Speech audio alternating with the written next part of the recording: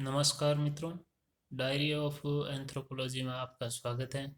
मित्रों, इस श्रृंखला में हम आगे के टॉपिक पर अध्ययन करेंगे। चलिए, आगे का टॉपिक है मानव शास्त्र का अध्ययन क्षेत्र एवं विषय वस्तु। परिभाषा जो हमने पहले देख ली थी, उन परिभाषाओं के अनुसार मानव शास्त्र मानव का संपूर्ण अध्ययन है।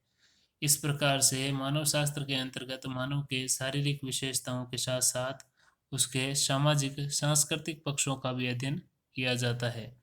इस प्रकार से मानव शास्त्र का अध्ययन क्षेत्र एवं विषय वस्तु की व्यापकता के कारण इसे 5 भागों में विभाजित किया गया है। पहला, मानव की उत्पत्ति एवं विकास। मानव समाज आज जिस रूप में है वह आदि मानव के विशेषताओं से भिन्न है। ऐसा विश्वास किया जाता है कि मानव का प्रारंभिक रूप नर वानर के समान था, लेकिन उत्परिवर्तन, पृथक्करण, अनुकूलन तथा स्थान परिवर्तन के प्रभाव के कारण इसके स्वरूप तथा संरचना में परिवर्तन होता गया और मानव ने अपने वर्तमान स्वरूप को प्राप्त किया। इसी प्रकार दूसरा, प्रजातीय अध्ययन।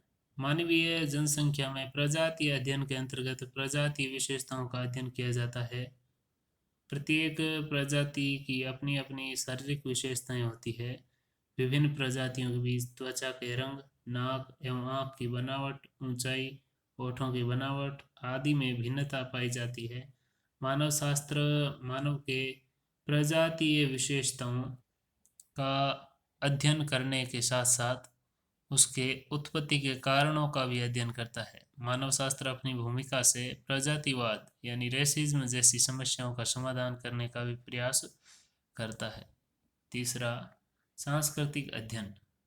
मानव के या मानव शास्त्र के अध्ययन क्षेत्र के अंतर्गत ये सभी सांस्कृतिक तत्व भी आते हैं या वे सभी सांस्कृतिक तत्व सम्मिलित हैं जिसका आविष्कार मानव ने अपने शारीरिक तथा मानसिक आवश्यकताओं की पूर्ति के लिए किया है।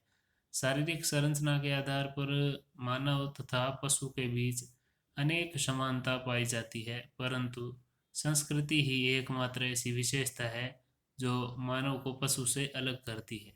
चौथा, संस्थागत व्यवहार। संस्थागत व्यवहार में प्रारंभ से ही मानव ने अपने सामूहिक तथा सामाजिक जीवन को नियंत्रित एवं व्यवस्थित करने के उद्देश्य से प्रथा, परंपरा एवं नियमों पर आधारित विभिन्न प्रकार के संस्थाओं का निर्माण किया है। मानव ने अपने यौन जीवन को नियंत्रित करने के उद्देश्य से विवाह नामक संस्था की स्थापना की है। इस प्रकार से मानव ने सामूहिक जीवन को नियंत्रित करने के उद्देश्य से प्रथा, परंपरा, निषेध, धर्म इत्यादि का विकास किया है। पांचवा, ग्रामीण अध्ययन, रूरल स्टडी। मानव शास्त्रियों ने इस बात पर बल दिया है कि मानव शास्त्र के अंतर्गत ग्रामीण समुदाय के अध्ययन को भी शामिल किया जाना चाहिए।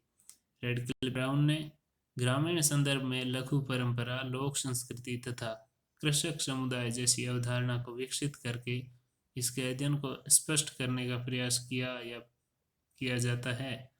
और वास्तविकता यह है कि छोटे ग्रामीण समुदायों की विशेषताएं बहुत बड़ी सीमा तक जनजातीय समूह के समान ही होती है।